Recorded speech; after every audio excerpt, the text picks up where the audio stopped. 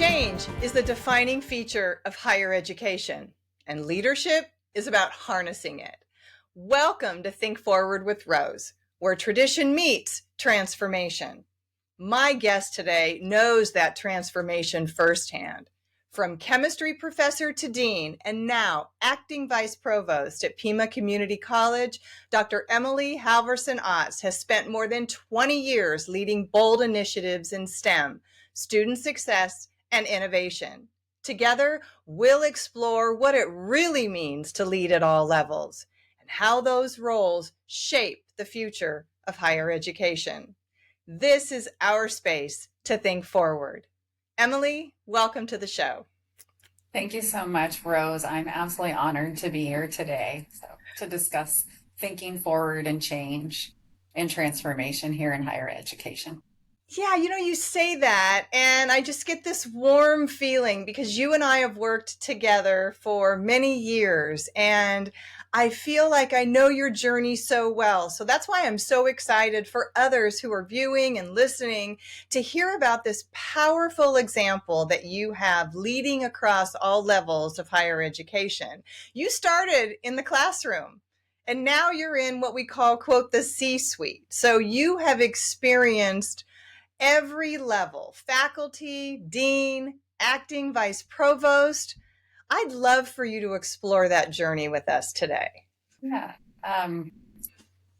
Just hearing you call it a powerful journey is humbling, just candidly, right? I wouldn't have used that language. So thank you for framing it in that way. Mm-hmm. And in 2005, I started my dream job. I became a full-time faculty member at a community college.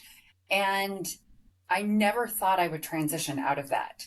I loved it. I was able to just create the opportunity for students to be excited and not fearful about chemistry. And it was my dream job. I never imagined leaving it. And as a faculty member, I would sit in my office and I would hear my next door neighbor talk to students. And I could tell from that conversation whether he had all the time in the world for them or absolutely would not even let them in his office. Oh, really? Yeah. And my heart would just break because there were students who were coming frequently to him and they needed help. Yeah. And he was too busy. And so that's really what propelled me forward, was hearing this and recognizing the naturally exclusionary nature that STEM fields has been. And knowing my journey through STEM wasn't always easy. And so when this opportunity became available to become the Dean of Sciences across the college, I felt called. Like, I literally would put my hand over my heart. I felt called into stepping into this role because I believed I could make a difference in the students at the community college I was working in. And my goal was to really work on shifting the culture and creating a much more welcoming sense of belonging, inclusionary spaces. And the way I framed it in my vision statement was creating innovative and inclusive learning environments. And so that's really what drove me into leadership.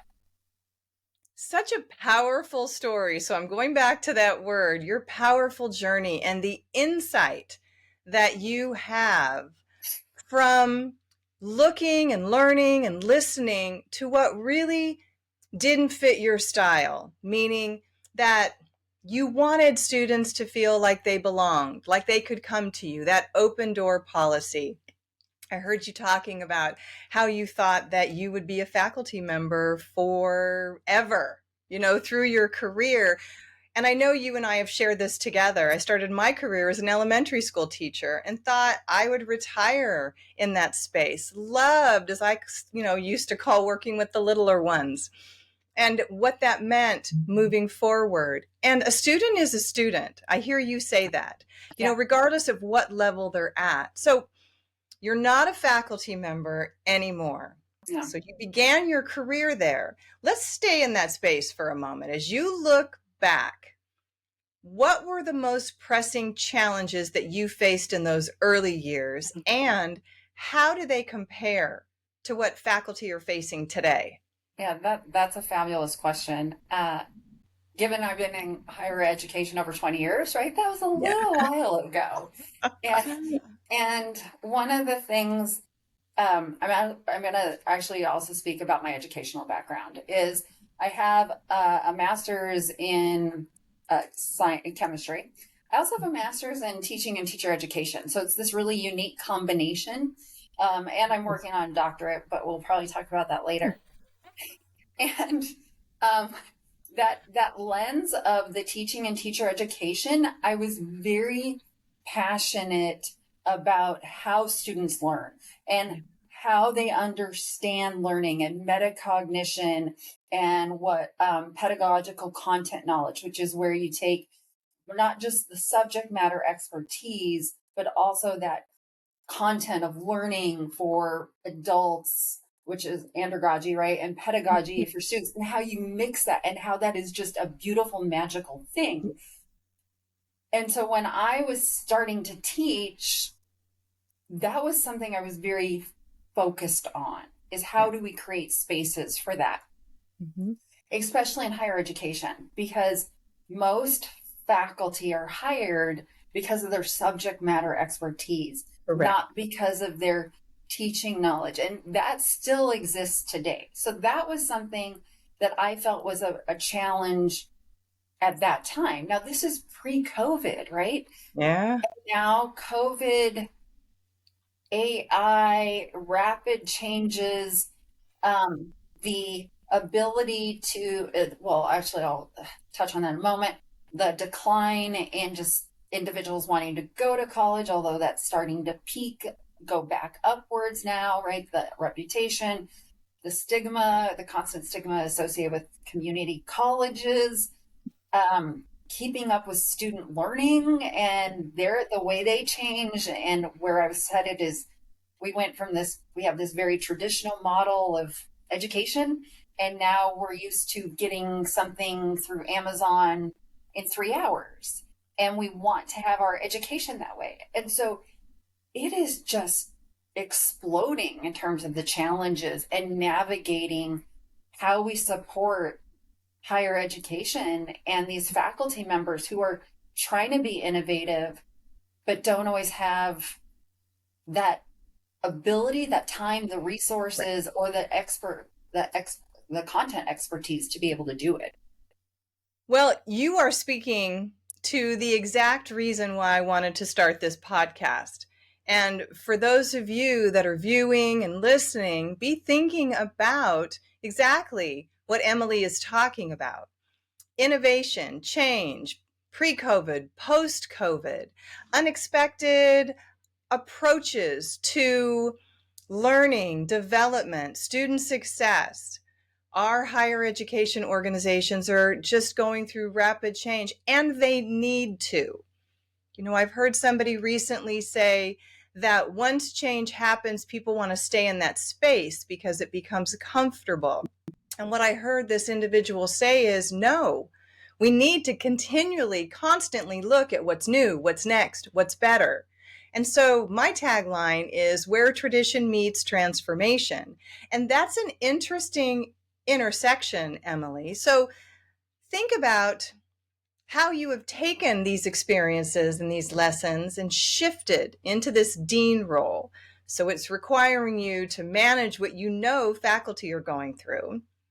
And it's also requiring you to look at what the vice provost, the president, the vice presidents are also wanting. And so you're supporting faculty, you're collaborating with leadership, you're serving students, you're doing everything. So what did your typical day look like as a dean?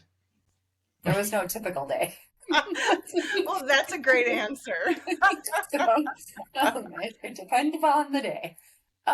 What I will say is, deanhood, it's how I'll put it, it is a tough place to be. Yeah. because you're stuck in the middle, right? Hmm. And so you have these directives, expectations, and yet you also need to be supportive and and really listening to your faculty. And so it's managing both of those skill sets. Yeah. And a lot of it goes with listening and Mhm. communication, right? Is making sure you're asking good questions and you're spending more time listening than you are talking. And one of the benefits of having been a faculty member is I had that lens and I understood where they were coming from. And that's that relationship building too, right? And so a lot about being a dean is relationship building.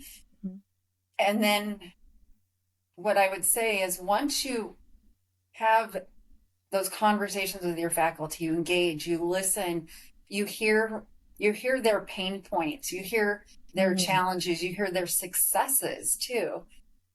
You Yeah. now have a rich data source Yeah. that you can take and advocate or mediate, right? So maybe there's this change initiative being that's coming down from on high, and you can say, but I'm hearing there's this challenge here because we don't have enough understanding of the why. So Yeah. we up here need to be doing a better job with reaching the head, right? And so that change management style, of heart, head, and hands, I like talking Right. about that. So we haven't hit the head enough, or we're missing the heart. We haven't built enough relationships and engaged people in those spaces. And so I think that's one of the key roles with being dean is really navigating those relationships, Hmm. navigating that change. And yeah, and as far as a typical day, we'll just say it depends, and no day was typical.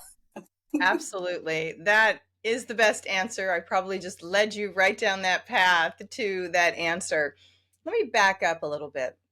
A lot of the coaching work that I do, leader development work that I do, really brings into the picture of emotional intelligence. And I know in working with you, emotional intelligence is something that you've done a lot of research around, that you've really invested time in, having both the personal competence and then the relational competence. And so that's what I hear you talking about. And then connecting that with CQ and the work of Barbara Troutline around change intelligence. How do we engage, equip? How are we leading with purpose and also thinking about people? And when we equip the hands, it's about the process. And so connecting both of those together, I really believe has helped you navigate so much in the complexity of leading across the organization. Do Yes. you can you give us an example of how you've done that with both head, hands, and heart? So purpose, process, and people. Yeah. And so I'm going to step briefly to when I first became dean. I had some very clear data that showed me to inactivate a program. And data was clear. And I figured since I'm Dean of Sciences, it's data. And this whole entire area will just, it's data. It makes absolute sense because the program's not viable. Yeah. It's a 60 email thread that, and there's an uproar and it's emotional, right? Mm-hmm. And so Mm-hmm. this was, that was and it was literally within a first few months of me being dean. So that was so insightful for me. And then we go along down some other initiatives, and I became CQ certified with Mm-hmm. Barbara Troutland and with the heart, head, and hands. And so I really do try and use that lens. So fast forwarding future, we had a situation where the data again clearly showed that this modality of ours was not successful for students. Oh. It it was literally a 50% success rate, where Hmm. even online was 20 points higher. And and yes, and online tends to be lower, of course, for face to face and hybrid. And so, of course, those modalities were higher. And showing the data again, we've got scientists, it's emotional. And so we are navigating those emotions, trying to help support them, listening, navigating the conversations. We're bringing in the lab staff who are going to be impacted by these changes, and Yeah. really thinking about this through what I'm going to say is as much of a shared governance process as Mm. possible, so people can listen, people Right. can feel heard, while pointing to the data and also saying, and here's other ways we can do this. So it was providing alternative solutions and mechanisms, but listening to their ideas too, and not just coming out with, this is the answer that, and this is what we're going to do. People helped us navigate to that. And so there were aspects of heart, head, and hands through that process, uh, to get us to eliminating that modality. And then last fall, the outcomes for that particular campus, due to the shift, uh, to make it actually hybrid courses, Wow. resulted in a 25% increase in success rates. 25% increase Yeah, in success for that rate. one for that one campus, because that campus had that specific unique modality in it. That's But it was amazing. a challenge. It was a real challenge navigating that, because again, it's people's identity, people's connection. They're emotionally invested in Yeah. this, and Yeah. letting them know we've heard them. But we had to make this decision in the best interest of the students. So the why, of course, had to be about the students. Yes.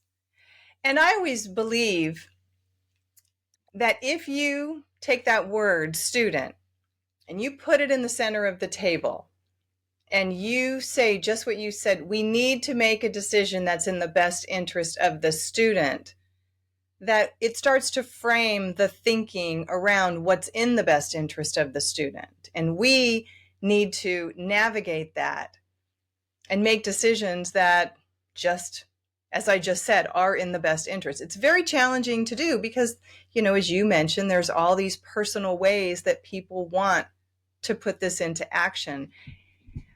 And sometimes it's not in the best interest of the student. And so navigating that. And I'm sure as you've stepped into this new role of acting vice provost, it's been a personal and a professional transition to you. And I want to talk to you about that, but I want to pause for a moment. And I want to talk about leading in an acting capacity. Mhm. You cannot walk onto a higher education campus without finding numerous roles in an acting capacity. And so, from your experience so far, what does it mean to lead when the role itself is possibly transitional, temporary, or there's just an immediate endpoint? How do you lead? Yeah, that's a fantastic question, right? And it's so easy to have to allow mental um, impacts to change how you navigate it, right? Yeah. And knowing that it's this intermediate acting role, Yeah. and recognizing that you have to constantly be proving yourself in a way that somebody else who has a full regular position does not have to necessarily be proving themselves.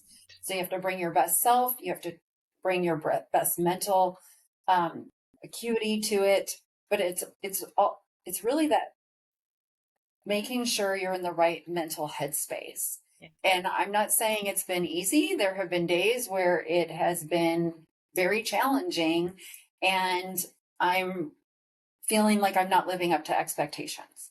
And then there's other days where it is, I know I did well. I know I am able to do this job.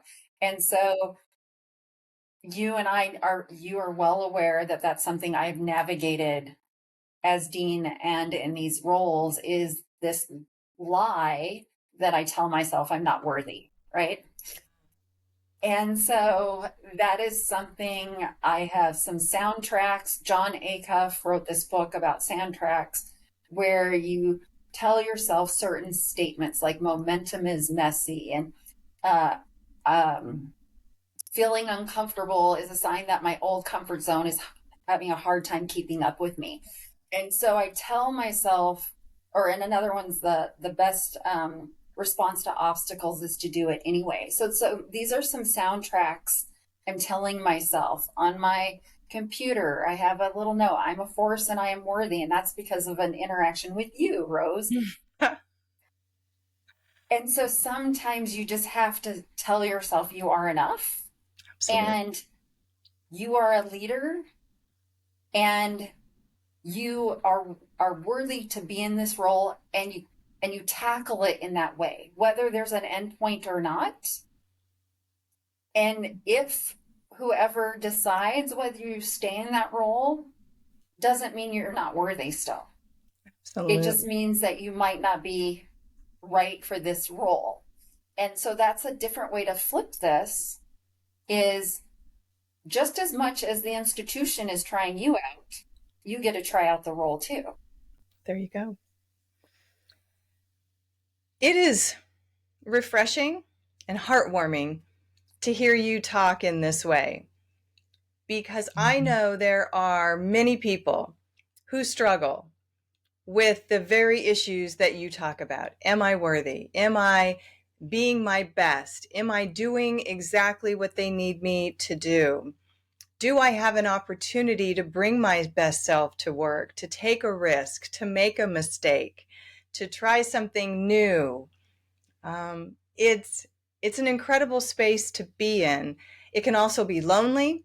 It can be very doubting, and people lose confidence along the way because there's so much uncertainty. And it sounds like you have strategies in place.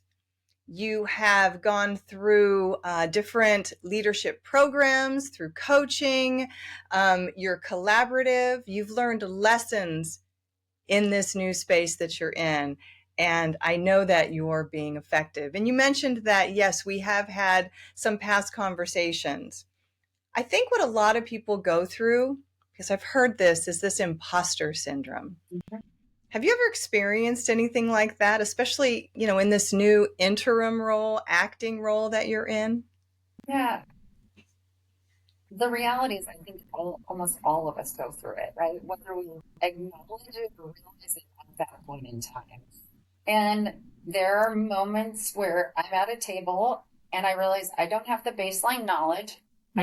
I'm not sure how to contribute to this conversation. There's assumptions being made that I am caught up to speed.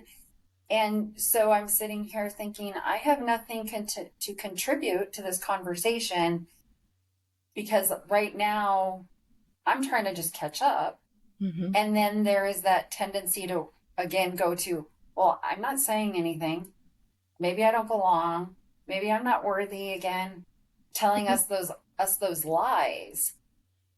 And when and I'm not saying I don't spiral into that narrative, but then I have to try and work on reframing and say, hey, I'm learning. I'm on a steep learning curve right now, and that's what I'm doing. So it's really also making sure that you know what your role is at that time, and helping yourself to know that at that moment or that circumstances or that position. We don't have to always be the one who has all the answers. And I'll go back to, we need to listen more than we talk. Absolutely.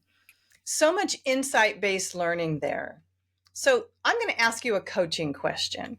Okay. So you and I have worked together in the past. We've established that. And so where you are now, typical coaching question, it would be to give you a scale, 1 to 5. 5 being I am really transitioned successfully and I'm feeling really good about where I am right now. 0 being, well, you know what 0 is. It's completely the opposite. Yeah.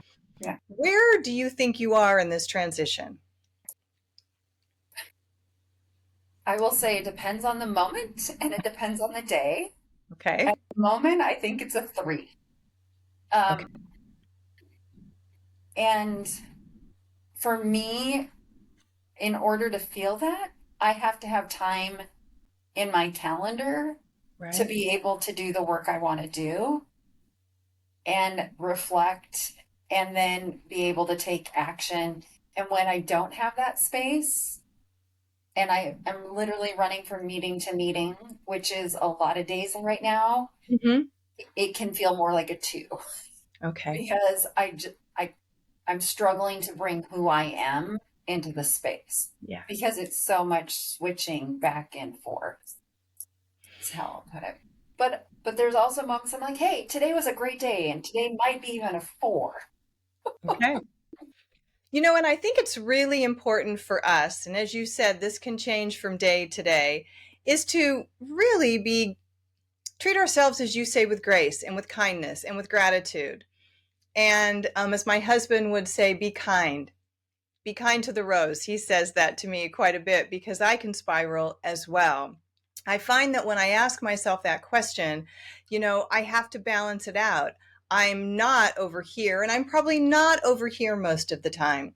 And so I'm somewhere on this continuum. So the follow-up question for those of you that are out there and you're listening and you're viewing this and you're thinking to yourself, where am I on this continuum of how am I working today? How successful am I? How am I moving forward in this project?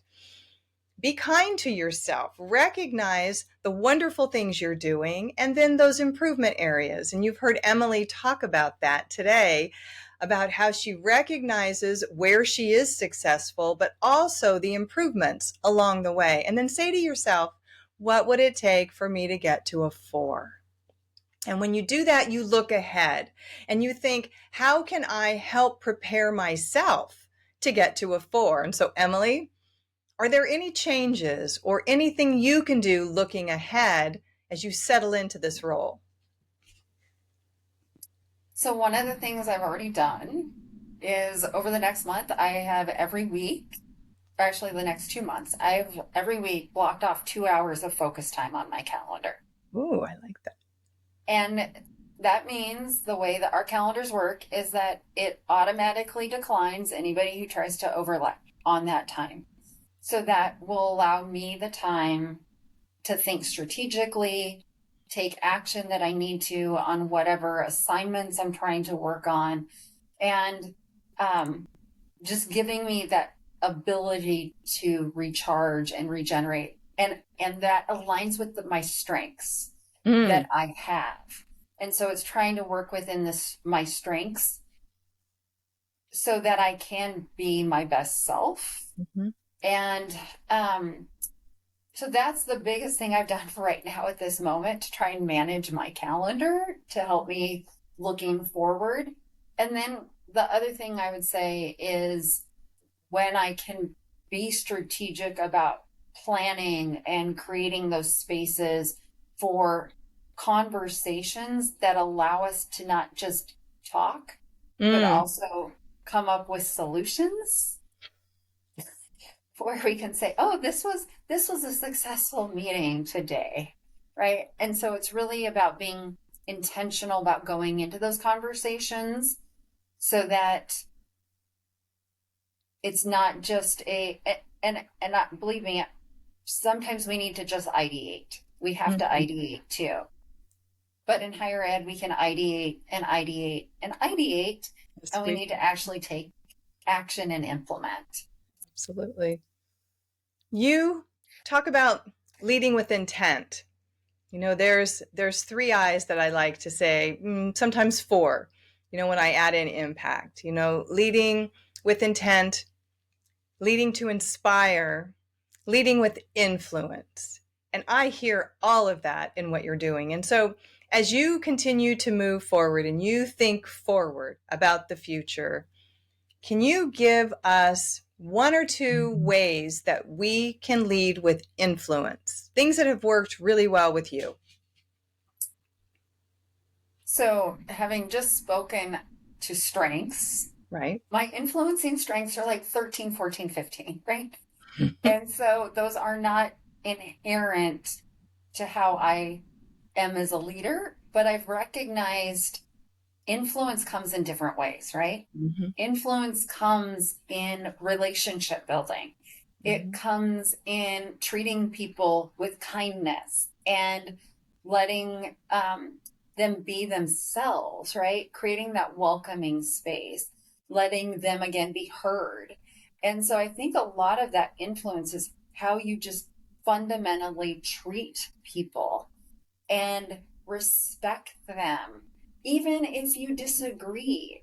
Mm. Fairness is one of my values. And so treating people with respect and fairness is such just such a fundamental aspect of that influence for me.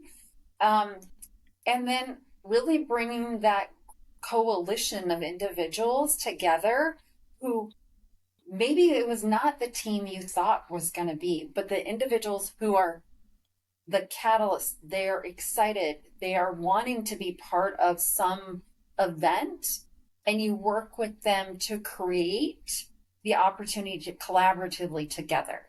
Yeah. And instead of you driving it, you drive it with each other. And that's really how I think about influence.